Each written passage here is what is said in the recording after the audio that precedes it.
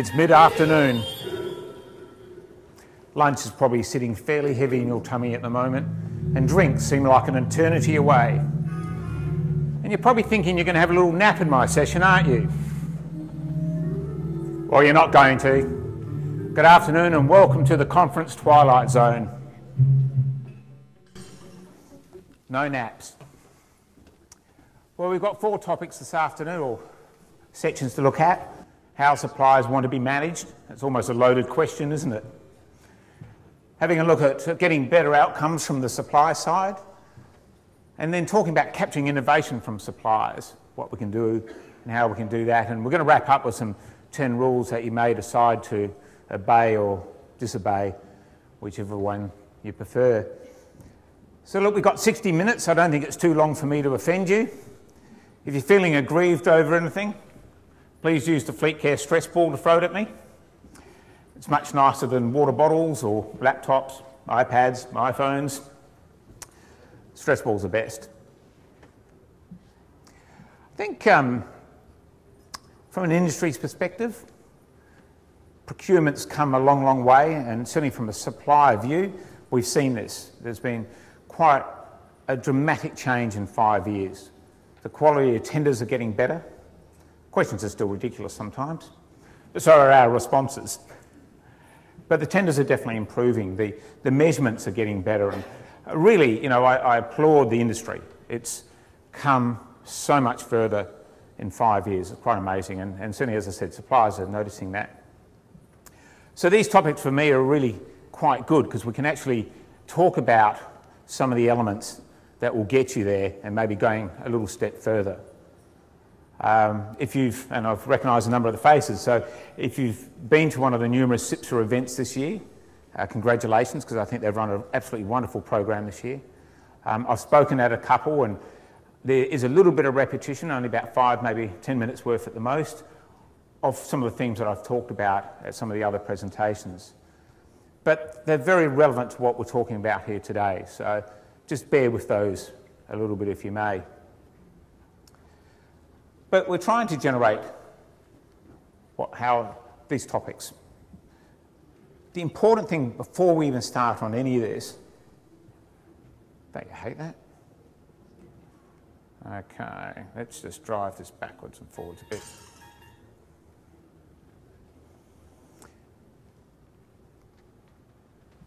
The important thing that you need to understand, and the thing I've been talking about actually for the entire year, has been about relationships.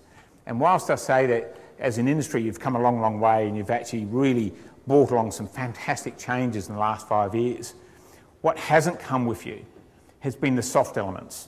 And the soft elements is the relationship building and the ability for you to connect better with the suppliers.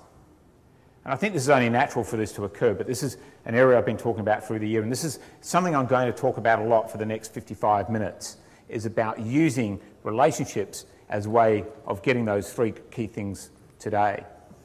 But before we even start, you need to have an idea of what your supplier actually thinks of you as a customer. How important are you? Now, I know you're sitting there and you're sort of probably thinking, look, hang on, I'm Big Bop Corporation. Of course they want me. I'm the biggest in Australia. I'm iconic. They need me. In your eyes, maybe so, but not necessarily in the viewpoint of the suppliers. They will tell you they do. They will tell you they love you, because that's what you want to hear, and that's what they believe they need to tell you to continue to provide you services or products. But what do they really think of you? Well, as an industry, suppliers, we will measure you. You measure us, we measure you. We're probably a little bit more simplistic than you are. We use an ABC category, and it's really quite straightforward. We look at an A customer, what do they look like? Typically, they are the highest profitability. That doesn't mean they've got the highest price. It may actually just mean that they've got the lowest delivery costs. They always have a high recency factor, so they're always continually purchasing. They may be an iconic brand, but being an iconic brand on its own isn't enough to make you an A-class client. If you talk to your finance people, they'll tell you they're a company under stress. will always pay a certain number of suppliers, financial stress that is, they'll always pay a number of suppliers, maybe 4 or 5 suppliers, on time, no matter what. And they do that so that they've got 4 references if somebody brings up for a credit reference. So they might be doing the same with you.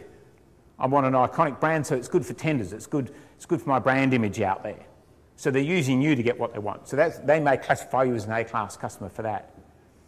Interesting thing about this categorisation is generally when we survey support staff and we're talking about an A-class client, they will generally say, look, the people are hard, they know what they want, but I enjoy working with them. Seems to be good relationships normally. Now down from that we've got the Bs. Now the Bs is your core base load. This is what really drives or pays for the business to run. This is the majority of your clients. Reasonably profitable. Varying levels of profitability, of course. You know, they're buying quite often. Not maybe as much as the A's, but they're certainly buying quite often. They can be demanding, but they're generally reasonable, and there's different levels of that. And support staff are quite neutral. So this is your atypical clients. For a supplier, this is your major number of clients. And then there's the C's. C-class clients, lowest profitability. They're tire kickers generally. You generally find it's taking longer and longer, less business, more quotes. Support staff don't rate them well. And overall, you know, they could be toxic. They could be the worst of the worst. So we've categorised our clients. We now know we've got 3 sorts. We've got the A, we love them. The B's, they're good, we need them. The C's, we don't really need them. And generally the split, 10% being A's, 60 to 80% being B's, depends on your supplier. And the C's, maybe 10 to 20%, depending on what the mix is. And what we're continually trying to do as an organisation, we're trying to move C's to B's, B's to A's. Now naturally there's some loss, so you're always feeding upwards. A good business will be getting rid of the C's. And certainly we need to talk about the worst of the worst, and that's the C minuses. This is the ugly side of the customer, the toxic client. Now I know none of you here would be a C, or you wouldn't even dare to be a toxic client, I know that. But the features of this type of client are always the same. Disrespectful behaviour, almost abusive. This is old school stuff, some of this. They'll dispute everything so they don't have to pay for an invoice.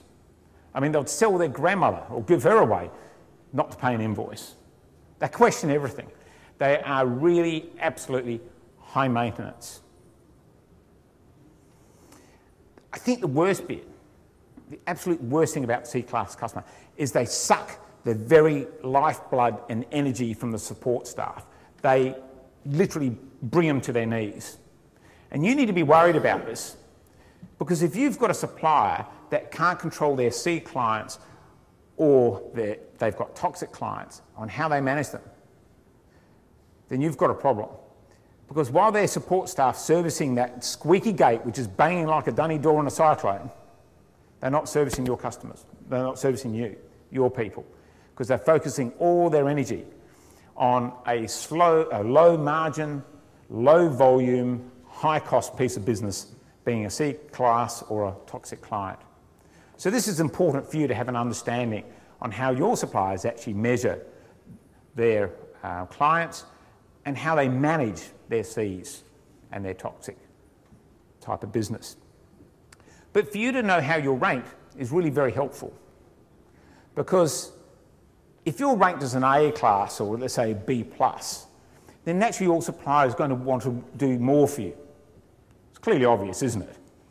They will go to greater lengths to do business for you, to help achieve them. And today we're talking about 2 key objectives. We want better outcomes from the supply side, and we want to get some innovation going from them. You can tap into this absolute resource because you're at that level of respect, that how that supplier wants to retain your business. And you're right, and you need to tap into that, because this is how you take a boring contract, which is just meeting the KPIs or the SLAs, and moving forward and actually doing something with it and improving with it. And that's what we're going to look at right now. But how do suppliers want to be managed? Absolute loaded question, as I mentioned. So the thing is, if we look at our children, you know, what they want is not necessarily good for them. And you've gone to a lot of work to put a contract together. And I acknowledge here that often the buy team, the purchasing team, you know, the category managers have got too many categories to look after, and you can't live with the contract as much as you'd like to. And this is where a lot of the problems come in. So you go out and you get this wonderful contract together, and you've found the right supplier, and everything's working really, really well for you, and you've got it, and you've got a vision for it, and then you hand it over. So a bit like our children, when they're on their own, would like to think that they're blissfully playing out there in the garden, blowing bubbles, being nice to each other. But you know what's coming, don't you? In reality, this is what your suppliers do. You're not managing them, they're running amok on you. Bedlam. Gotta love them, don't you? So you need to be in there. You need to be in there as much as possible. And I respect the fact that this is an area I think that a lot of you are struggling in, is to be in the contract for its life. But I think the more we talk about this, you'll understand why you need to be there.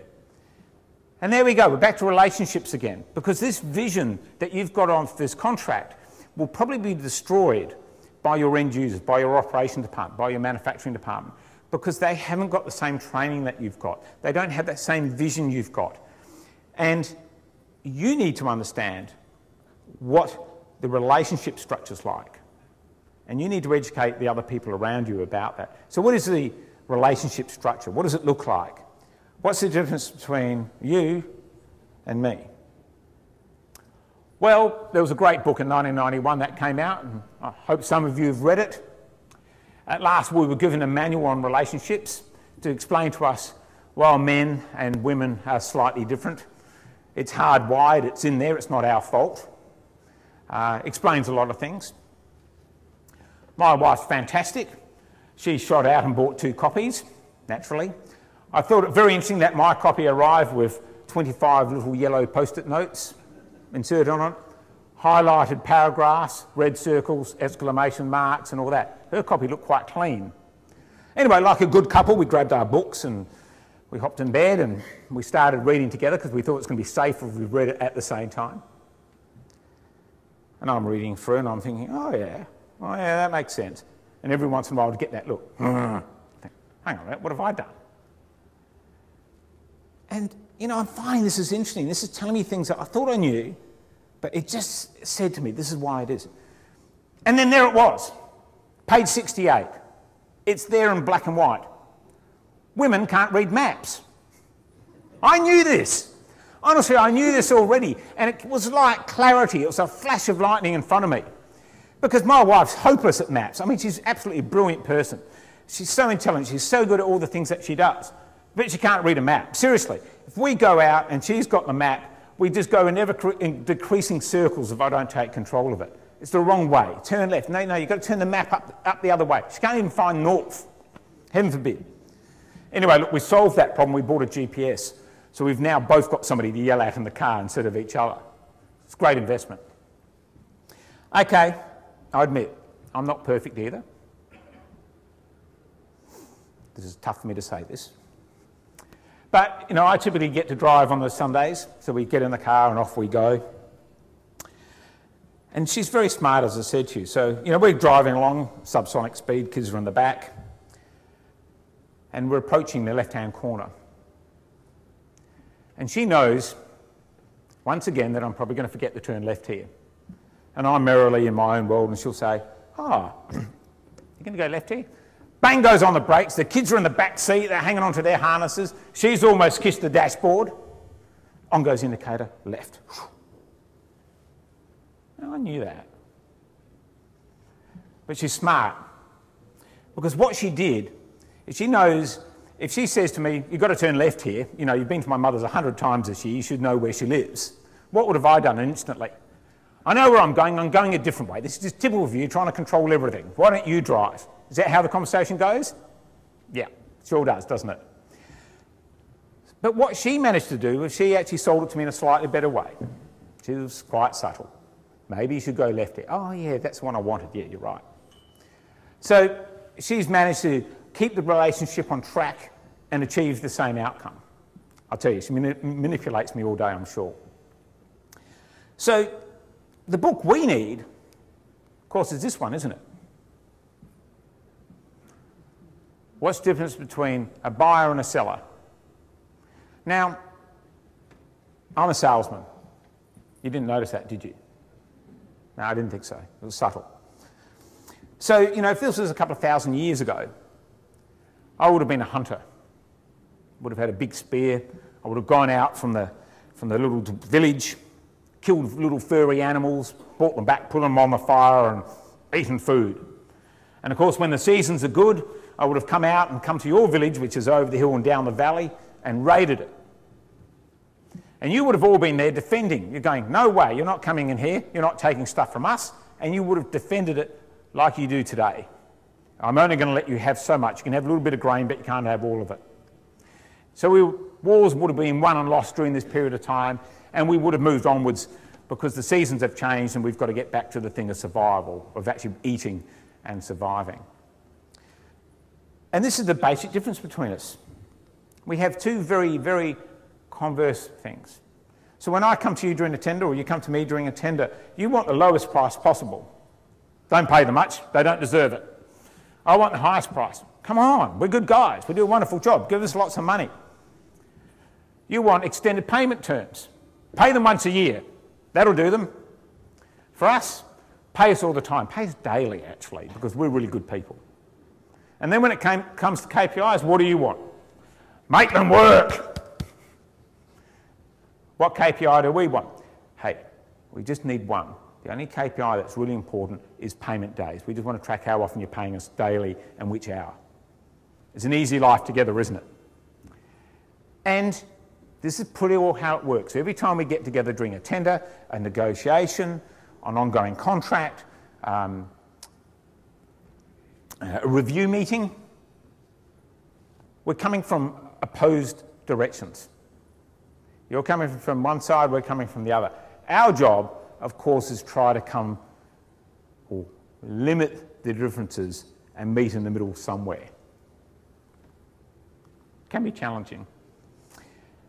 Now, I'm not going to talk to you much about developing the supply chain and all that. This is the area that you're all experts in.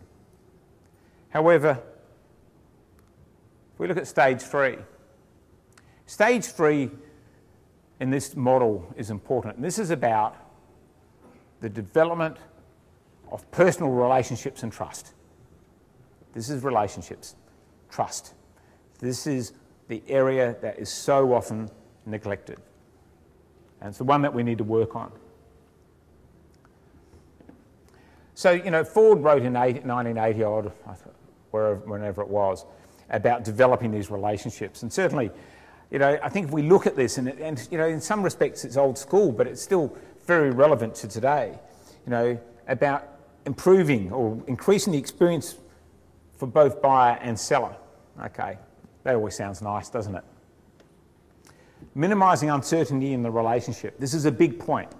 How often have you actually considered if your supplier looks at your business and they actually feel a bit uncertain about the relationship, continuation, stability of your organisation, and vice versa, because you do it a lot their way. Are they going to be there? What happens if, you know, all of those measures that you put in place? Do you develop commitment from both sides? And I'm talking about commitment past the SLA. And then, you know, the real thing that we should be doing is investing in the future. But is there a long future in your contracts? Or is it more like government, 3 years? How does the government work? They get in, they stuff the country up for 2 years, the polls go down, they start frantically panicking, and then they're doing lots of wonderful things to get improvement and hopefully get elected at the end of 3 years. Do your suppliers do the same to you? Potentially. You'd like to think not, but potentially that's what can happen. A lot of activity in the last 6 months. So here's some simple tips. These tips look quite familiar. And they look familiar because this is about managing staff. This is about personal relationships, and this is how we generally would like to be managed. 101. But remember, your supplier is a person, they're people, they're not a machine, and that's what you need to look at. So, don't tell them how to do it. So often we find that organisations telling us how to do our job instead of telling us the outcome that they're looking for. If you want a manufactured product, if you want a bolt, don't tell us to take a piece of mild steel of whatever grade and heat it up to 197 degrees, dip it in the water at 10 degrees Celsius, leave it in there for 15 minutes, pull it out and do it 3 times. Tell us that you need a bolt of Rockwell hardness 17, because that's what you'll get. But there seems to be often this need almost, or this desire for organisations to try to control the supply, to say, no, I want you to do it this way. Really, what's important to you? It's the outcome. Give clear direction. Again, remember when I'm talking to you now, I'm talking to the category managers, I'm talking to purchasing. In reality, a lot of these activities that I'm talking about now are actually occurring past this point of time. If you're involved or not involved, this could be the front line of your team, not your team, but the actual end users or the operational manufacturing. Clear direction is important. Keep promises. Promises are made and broken so easily in business. And suppliers look at this, payment day. I promise to pay you on X number of days. Well, pay them on that day. And it's important, if promises are made in a meeting from a client side to a supplier side, you need to remember this and do something about it to make sure it's fulfilled, because this is what builds the trust bank. And each time these promises are broken either way, it erodes the trust bank. And talking about honesty, communicate about what's going on in your organisation. Now, we're in Fleet. Interesting thing for us is we can tell when a company is under duress very, very quickly, because all of a sudden we find that we're disposing of a lot of vehicles and not putting on new vehicles. We can see something happening. All your suppliers are in the public domain. They can see and read what's going on. So if there's something happening in your organisation, get your supplier in. Listen, we have an issue with our widget. The widget's broken off. We've had a new manufacturer out of XYZ and we've got a problem with the widgets. So we're having to trim back the sales team and the support team because, things aren't working very well. And we're going to be dropping some vehicles and some staff, etc., etc. Now, imagine the power of this. What's your supplier going to say to you? Are they going to stand up and walk out of the room? Probably not. They're probably going to step up and want to do more for you. What can I do for you? How can I help you? I understand the problems that you're having. How can we assist? But so often this is forgotten. This is not done. But your supplier's looking in and they can see all this going on. And you don't communicate it to them. And when things are going good, you don't do it.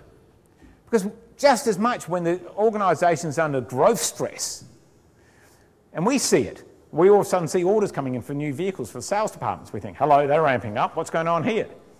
If they'd got us in and said to us, guys, what's happening is we're on a growth spurt. The widgets have been fixed, we've got to claw market share back, we want to deploy more salespeople and frontline staff. Great, how can we help you? What can we do for you? They are going to be like putty in your hands. Because one of the great things about people, when you've got a good relationship, you want to help. If your next door neighbours are having a problem and you're on good terms with your next door neighbour, what do? You help them, don't you? If you're not getting on well, you maybe not help them. And like dealing with people, if you're making mistakes, if it's not working, tell them, and tell them quickly. Don't wait for the review meeting. There's nothing worse than coming to a review meeting, getting ambushed and donged over the head with a really big stick over the 27 things that you didn't know were coming to get you. Ongoing feedback. It gives the supplier much more chance to actually rectify as things going. And then use your review meeting for a bit more purpose. How have we gone? What can we do for going forward? How can we develop the things that we do for you? And the final one is have a clear set of rules and a clear chain of command. Because remember, you've handed this contract out and it's now living its own life out there with your operations team or whatever. But what happens if your suppliers struck a feral relationship and they're having a problem in that relationship in your organisation. Who do they go back to? Do they go back to you? Do they go to that person's manager? What do they do? Because without a chain of command, if they're feeling helpless, the relationship will break down. And I think you know as well as I do, it's the cost of change is much greater than the cost of maintenance. So how can we get some better outcomes from the supply side? And certainly through this management strategies, hopefully we can motivate our suppliers to be doing a little bit more for us. Well, we find that too often these contracts are allowed to meander on. And it seems to be almost an acceptance that if the SLA is being met, it's okay. But have we improved? And it's like an exam. What's the pass mark? You know, you're sitting doing your CIPSA papers.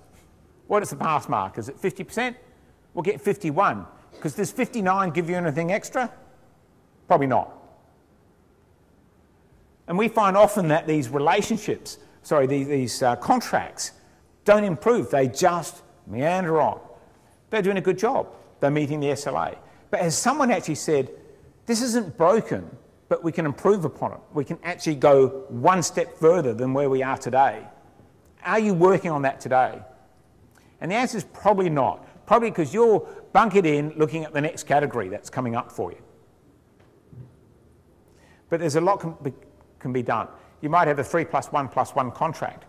5 years, you could be way behind the rest of the market because you actually haven't, with your supplier, managed to move forward in what they're doing for you through technology, speed, price, whatever it might be, quality.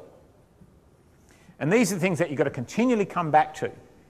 And there needs to be some sort of direction, some sort of energy to create this. And this is your responsibility at the end of it. Granted, the supplier needs to be doing their bit, but somebody needs to be triggering it. If your supplier's not doing it, you need to do it. And it's certainly not going to be your frontline people. It's going to be the procurement team that needs to drive it. You don't need the answers. That's not your job. You need to stimulate the activity. Look for the areas that could be improved. So tapping into this knowledge base of your supplier is going to require two things: education and trust. If your supplier doesn't trust you, they're not going to let you into the inner sanctum. And the inner sanctum is where you can become educated. You need to tap into their design people, engineering, IT, whatever it might be. Because it's there that you're going to be able to explore and find out about what can be done differently. It's a very clean area. But this is the spawning area for advancement, for change, for innovation. So go and visit your suppliers. When was the last time that you were there? We often find it was at the initial sort of presentation time. They've come to the place to have a look. Do they exist? Do they have normal people working there? You know, is there actually something there, or is this just all vapour? And then we don't see you guys ever again. Or the other thing that happens is you do come to see us again. Somebody says, oh, we'll come for the review meeting at your office next time. They go into the conference room, you spend an hour and they leave. Hell, we could have done that here. But in reality, what we needed to do, or what you needed to do, was to go and visit them and go into the trenches, go into the back line, and take some of your backline people, manufacturing or engineering, whatever it might be, and actually go and meet and greet and look at where your service is being generated from your supplier. Because I tell you, it's in this zone, when you get away from all the complexities of sales and you get away from all the complexities of account management and SLAs, this is where the free thoughts open up and people start to talk about ideas. Now, I know for myself, I'll be at a client's business and we'll look at, I'll be in the finance department and I'll walk past and I'll be talking to somebody and they'll say, oh, I see you're using this bit of data that we send you. What do you do with it? And they'll go, oh, look, we need to categorise this 55,000 times over and we do this with it, then we slice and dice it, we put it in Excel and we sort it, and then we use that to do whatever. Now, okay, from my perspective, that's an easy answer for me because In the 20 years since I founded Fleetcare, I've probably done almost every job in the business. So I know about all the reporting elements. So I can say to them, well, guess what? We can do that for you. I can save you half a day's work by producing a report you can import straight into Oracle. And you're going to get two things. You're going to save time, and you're not going to run the risk of that horrible Excel sort. You know when you sort Excel sometimes and you make a mistake because you're on the phone and A column stays stagnant and the rest move, and all of a sudden you're trying to work out why your numbers are blown up. Now, I can see it, but nobody else would be able to see that if they didn't have that background knowledge. So I'm not suggesting you send your CEO in because they generally won't have that depth, but it's about somebody from our finance team or somebody from our IT team walked in, they'll see that themselves and they'll be able to say to them straight away, have you thought of doing this? Or we can do this for you. This is the stuff that you want to be looking at. This is the type of stuff that you're going to get. This is about moving from stagnant, just it's working, it meets the SLA, to advancement. Don't begrudge the travel. Your supplier could be overseas or interstate. You need to invest in this. And when you're there, why don't you invite some of their people back to your place? Because that's what friends do. You've gone to your next door neighbour and you've had a nice dinner. It's your turn next time, isn't it? This is encouraging this relationship building and it's creating a fertile environment for advancement and change. This is truly that spawning ground. And I mentioned about staying with a contract, and I appreciate the difficulties that you've got in trying to do that. But if you control the budget for your team and you can influence it, then I'll be saying to you, you're much better off spending more money having fewer categories per person and allowing the category managers to live with the category through the life of the contract, because this is where you're going to go past what your original contract was and go for advancement and actually get some strategic advantage. Because at the end of it, you want to be ahead of your competitor. And if your competitor just went to market in the last month and you went 2 years ago, you're probably 2 years behind them already, because things are moving that quick.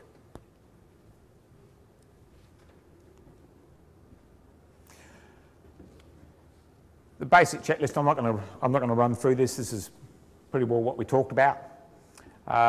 Joint strategies, staying with a contract, etc.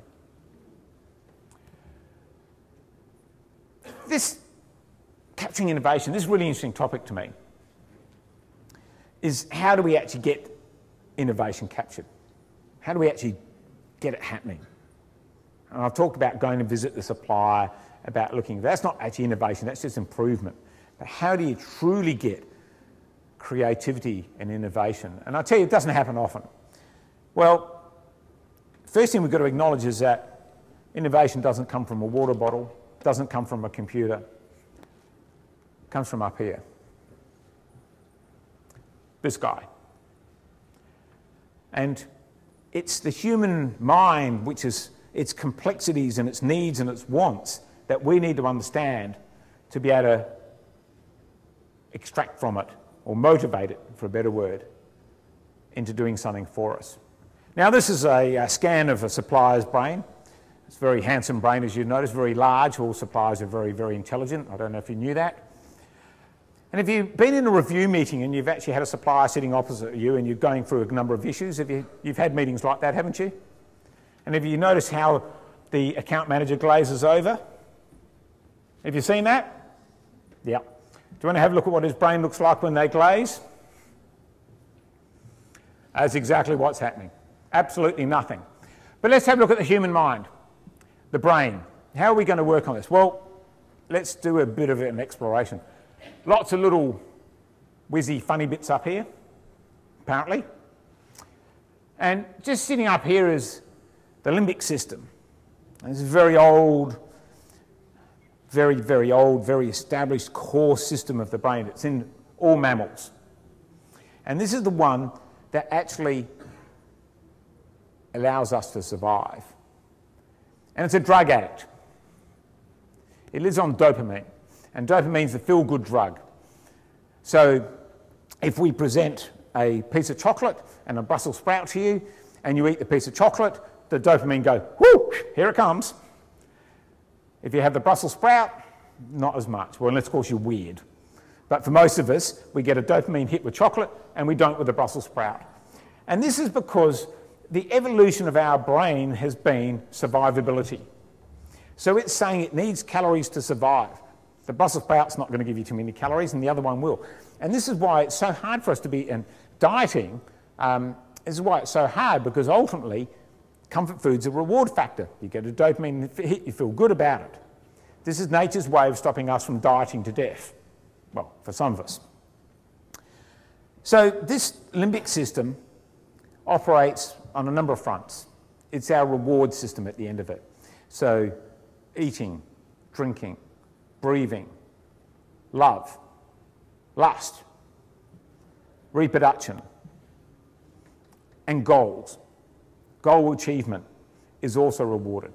So if you had that moment when you've actually been working on a goal and you've been trying really hard and you've achieved it and you feel really good. You know that moment, you got there and you've got, yeah, this is great, I've pulled this off. This is dopamine. It's the drug's flooding in on you. And the great thing about dopamine is you can't overdose on it. It's impossible. And the other good thing about it is you can't get arrested in Bali for having it. So what you need to do is you need to stimulate in your supplier and your people this part of the brain to get them going for goals, to become creative, to think about going past an acceptable solution. Now, tread carefully, because remember I did say it did some other things in there, didn't I? Eating, drinking, reproduction. So maybe just be careful where you go on this little topic, because you might actually drive the reward system further than you actually wanted to. But who can do it? Who can actually be creative? Well, we all know that there's left and right brain, and most of us got both. And all of us have a different leaning. Some of us use left brain a bit more, some of us use right brain a bit more. Typically a left brain person, they respond to verbal instructions, whereas a right brain person, they want to see it, demonstrate it to me. So the left brainer opens the manual and reads the manual, the instruction manual from the beginning. The right brainer, like me, opens the box, gets out the product, the manual's thrown on the ground. Instantly I'm playing with the thing, trying to make it work. And then within 30 seconds I'm going, I can't believe this thing's not working. I had an IKEA moment on Sunday actually, assembling a 16-part 32 shelf chest of drawers, which they told me would take an hour. And I think what frustrated me most about it, apart from the fact I couldn't quite work out where everything went in the first 5 minutes, was that my 4-year-old, who was sitting there with the picture out on the manual, sort of sat there and went, Daddy, I think you need this. Smart ass. But for me, reading the manual wasn't going to be a choice. So then, the left side, logical problem solving, sequential. You look at differences, planned and structured, and numeric. I've just described every accountant in the world. And interestingly, I think I've described a few of you as well, because this is very much about your business, where you're at. Structure, numbers, KPIs, results. We're going to tender, and on this day, the document will come out. On this day, it will be submitted. Then we'll review it, etc., etc. Whereas a right brain person, more sales orientated, they'll go with hunches. So we need to pick the right person for the job here. Now, if I was stuck on a bomb, and I've had to call the bomb disposal team, and of course they've rolled up in their big suit, what brain person do you want working on it with me? Do you want a left brain person? I've read the manual and I understand this type of device absolutely clearly. We're going to investigate it, and before we cut any wires, Nigel, we're going to make sure we're okay. Or do you want a right brain person? Ooh, this looks cute. Ooh, red or blue? Red or blue? Let's toss the coin. Shit, I dropped it. Oh, we'll go with red. No, I want a left brain person. So we need to pick the right person for developing these creative ideas and these innovations. So when you're sitting in your meeting, or you've got one of your people sitting in a meeting with the account manager of your supplier, there's a damn good chance you've got 2 left brain people sitting there. Because you don't want your account manager for the supplier to be a right brainer. You want a left brain orientated person, somebody who's going to stick with process, outcome, numbers, results. So this is why you need to go past going through that review meeting and you've picked on 27 things that are wrong in the contract for that week, and you're not happy with them, and you get to the last minute of the whole review session and it says, oh, and what innovative idea have you got for us this month? What do you get? You get the blank look, don't you? Because you've got to get past this account management structure and get into the bowels of your supplier, into that part, the depth, the engine room of the organisation, because that is where you're going to get creativity. But you need to be looking at these structures and having an understanding on how you can generate it. So let's have a little listen to the doctor, Dr. Edward de Bono. What he doesn't know is not even worth talking about when it comes to creativity. Coined the phrase, lateral thinking. 82 books. Does conferences continually, 54 different countries. Developed the 6 thinking hat strategy. So we're going to pick up a video, it's about a quarter of the way through, talking about creativity within an organisation. One of the key ways to outperform the competition. It's been said that one of the key ways to outperform the competition is actually to simply outthink them. Certainly one of the cheapest ways of doing it.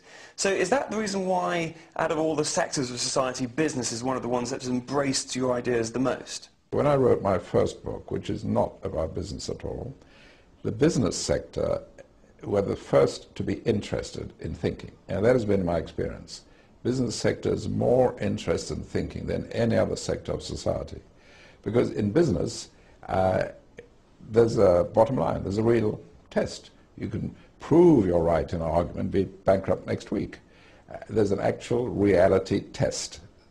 In other areas like politics, it's enough just to persuade people that you're right. That's all you need to do. You don't really need to think very much. So it upsets a lot of people when I say that business is more interested in thinking than any other sector of society. But it's true. Okay, and do you think that CEOs are spending enough time thinking about thinking? The answer is no. I remember talking to a major bank, and from what they said, they probably spent 1 day a year on what I might call creative thinking. All the rest was administrative, operational stuff. So the answer is no. People do not spend enough time deliberately on creative thinking, possibilities, opportunities, and so on. They do not, definitely do not. Mm. And do you think the internet has had a detrimental effect to thinking? Well, probably yes. What happens, for instance, with youngsters, you give them computers and access and internet, and they start to believe that you don't need to think, you just search for the answer. And also there's the danger of the internet that you learn what everyone else is doing, and you say if everyone else is doing it must be okay, rather like the credit crunch and the toxic mortgage assets. Everyone else is doing it, so it must be all right. There's been a lot of people that have benefited from your creative thinking workshops. So could I just be a little bit cheeky and just ask for you to give us the sort of 2 or 3 minutes on the fundamentals of getting good creative thinking within the organization? The key point is that for 2,400 years we've done very little about thinking, since what I call the GG3, the Greek gang of 3, Socrates, Plato, Aristotle. Even worse than that, at the Renaissance, when Greek thinking came to Europe, people running schools, universities, thinking were church people. They didn't need creativity, they didn't need design, they didn't need perceptual thinking. All they needed was truth, logic, and argument to prove heretics wrong. And that became the core of education, leaving out creativity, design, and so on and so on. So the habits of thinking are very much concerned with judgment, not enough with design. How do we design the way forward? And design means using what we have to deliver the values we want. Almost totally absent from education at school or university. And so executives and chief executives were brought up on that. They're very good at it. And when they get to chief executive role, they're still using it. But the other aspects, creativity, design, perceptual thinking, very key, which are not developed. So there's a need to deliberately make an effort to say we're going to spend 1 hour a day, 1 day a week, maybe 1 day a month, really sitting down and trying to generate new ideas. The other danger, which is growing and which is huge, people start to believe that information is enough. So they put all their information into their computer analyzes it, that sets their strategy and makes their decisions. Very, very dangerous. And I've seen that happen with major corporations worldwide. Because unless you can develop new ways of looking at the data, then you're trapped in the old concept. And the computer will only apply your old concepts. There'll be some people thinking that, yes, actually, this is an area of weakness for us. We need to improve our creative thinking in our organization. But how does a company go about actually practically doing that? Well, there's two sides. Three sides. One is to take creativity seriously and to realize it's a skill which can be acquired and developed. The other is to get some training for your people in it. And the third is to devote some time and some targets, saying, okay, here's some time, and we want new ideas in this area, in this area, in this area. Well, those three things are important. But people tend to think, oh, creative is just a magic gift, and we'll try and employ creative people, and nowadays, now and then they'll have a crazy idea, and we'll listen to them, and that's enough. Do you think with the abundance and business information that there is, that there could be a problem in that we'll have information overload and it will actually stifle an executive's ability to have clear creative thinking? The danger is, in our logic culture, we don't have an expression which says excellent but not enough. And it's rather like in a motor car, the rear left wheel may be excellent, nothing wrong with it at all, but it's not enough. So our existing thinking is excellent. Nowhere am I saying it's bad, but it's not enough. So people who've risen in their career and so on through excellence in existing thinking, information analysis, problem solving, logic, when they get to a senior position where it is necessary for them to do some additional thinking, their whole background and skill is in other thinking. Logic, development, information analysis. It's not their fault, but that's the way it is. What about forced idea generation? For example, I've got a friend of mine that takes his team of 10 people, management team of 10 people, into the London Eye every month and gives them an impossible objective or goal or whatever. And each of them, left-brain thinkers and right-brain thinkers, have got to come up with at least 10 ideas before they can get off the London Eye. And if they don't, they've got to keep on going on it and around it until they do. Is that type of pressurized thinking the right way of getting great ideas? The deliberateness of it, yes, is excellent. In other words, time for being creative, certain targets, and what I suggest to organizations, what I call a creative hit list, which could be on your intranet, on the bulletin board. We need creative ideas in these areas, not only problem areas. That's a huge point, because our whole idea is thinking is for problem solving. Not true. You may look at something which is excellent and say, that's excellent, but maybe we can change it. 1970, I was doing some work for Shell Oil, and I said, when you drill an oil well, you drill it straight down. I said, that's excellent, but why not drill it horizontally at a certain level? Nowadays, almost every oil well is drilled like that, because you get between 3 and 6 times as much oil, because you're going through the oil-bearing stratum, not just dipping through it. In fact, Statoil in Norway has one well going 10 kilometers horizontally. But for 80 years, everyone was very happy, very satisfied, you just drill straight down. And many excellent ideas need challenging, saying, yes, that's excellent, but maybe there are other ways, better ways. That's interesting, because you're right, a lot of the thinking goes on, lateral thinking goes on in problems, and everyone says, are you a good problem solver, as opposed No, to... problem solving is only one part. You can look at things which are not problems at all and say, yes, we do it this way, but maybe there's another way to do it, yes. So I mean, it's rather like I wrote a book on simplicity some years ago, and I said, when you leave the United Kingdom, why do you need passport control? If you catch someone who's overstayed his or her visa, you arrest them, you haul them back to court, you spend a lot of money, then you deport them. If they're on their way out, just say goodbye. And 3 months later, they abolished passport control. Now, I can't prove it's someone read my book, but chronologically, that's what happened. So it's a great point. So it's not just talking about creative thinking for problem solving, but also using creative thinking to enhance things that are already working. It depends what you mean by, you can have a brilliant idea, you can develop it further, develop full potential in that idea. That's one way of going beyond it. The other, of course, is changing the idea. Both have a value, yes. And when I'm talking about creative, I'm not saying other sorts of thinking are not valid. They are. Market analysis and so on is perfectly valid. But this is additional. It's rather like when you're driving a car, you may have 3 forward gears and someone comes along and says, okay, we're going to give you a reverse gear. And you say, well, that's very useful.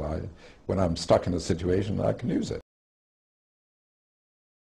That's part one. And there's a second part, which takes about 5 minutes, so I'll explain to you a little bit later how you can pick that up.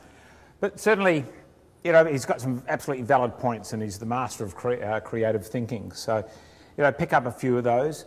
I mentioned Toyota. I actually forgot to pick it up in the actual slide, but you know, if you're going through some of these projects and you're actually considering looking at improvements in different areas, and very much, as Devote was talking about, don't focus just on problems, but actually look at all the other things, is perhaps have a read of Toyota Way and look at what Toyota does in some of their things. And some of you might look at that and go, hang on, it's a bit old school now, but it's still quite relevant in that when Toyota goes off and does a cost-cutting project, there's none of this 10% reduction nonsense. They go 50%, 60%, 70%. You know, they always have really, really aggressive targets, and they invest with their supplier in trying to come up with better ways of doing things. You know, and their ultimate goal sometimes is get it for nothing. How can we actually develop this? So have a bit of a gander at Toyota. That's always very interesting to see how they go about doing things. And at the end of it also, accept that not everything's going to work, but don't allow that to dent your enthusiasm. Try again.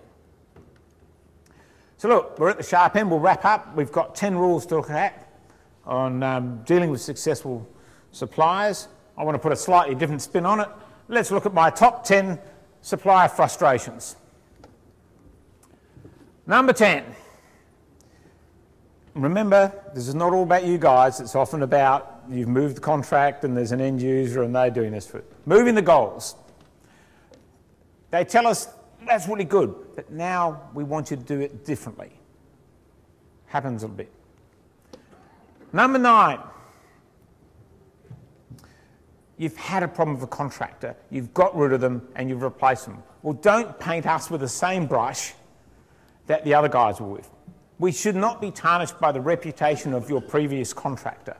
And this flows over so often with the supplier that you seem to be penalised for everything that happened in the previous contract's life that you had nothing to do with. You weren't even involved. Number 8. Please tell us what you want, what you really, really want.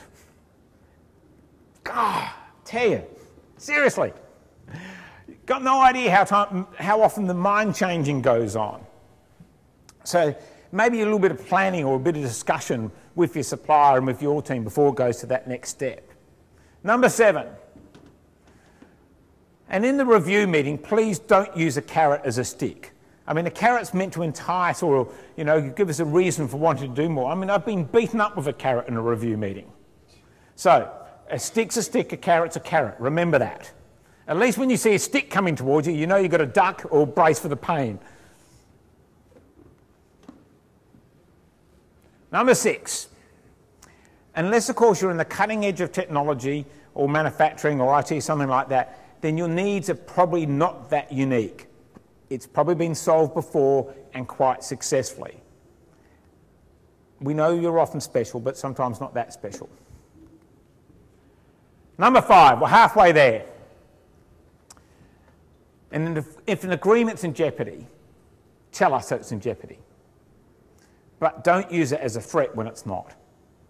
This is old, really bad style of management, but it does still go on.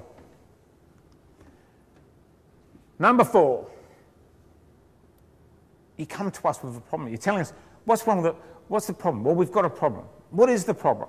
Oh, we don't know. But, you know, the guys aren't happy with the way, what you're doing. Well, specifically, what aren't they happy with? Oh, look, there's just rumblings in the organisation. They have issues. We need facts. These review meetings especially, facts. What are the issues? What are the results we're looking for? Number 3, we're at the sharp end, definitely. Don't contract us for our expertise and then tell us we're doing it wrong. Focus on outcomes, because that's what we should be looking at. Number 2, we're almost there. This is an absolute pet hate. Post-tender, we've done the negotiation and the legal team slaughters the contract. We've still got 3 bits of business sitting out there today that we don't actually have a contract, and we've been providing services for about 2 years now because we're in such a legal battle over the wording. It's just like, it's losing all concept. And legal can destroy that. And really every contract really should be in the bottom drawer or the bin if we can. And number 1, this is the number 1 pet supplier frustration. having a cup of coffee with a supplier doesn't constitute bribery or corruption. Honestly, it doesn't. Get over it. So look, thank you very much for the afternoon. I have a number of things up here for you to look at. If you want to abuse me, bring me, send me a text, email, any of those will work. The presentation, if you want to see this one, we've videoed it, so it will go up live this afternoon at Fleetcare TV. I just noticed my marketing manager went white and collapsed on the floor.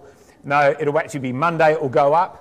But on YouTube, there's a channel called Fleetcare TV. You can see this presentation, some others that we've run, and including, we'll have both of the Edward de Bono clips sitting up there as well.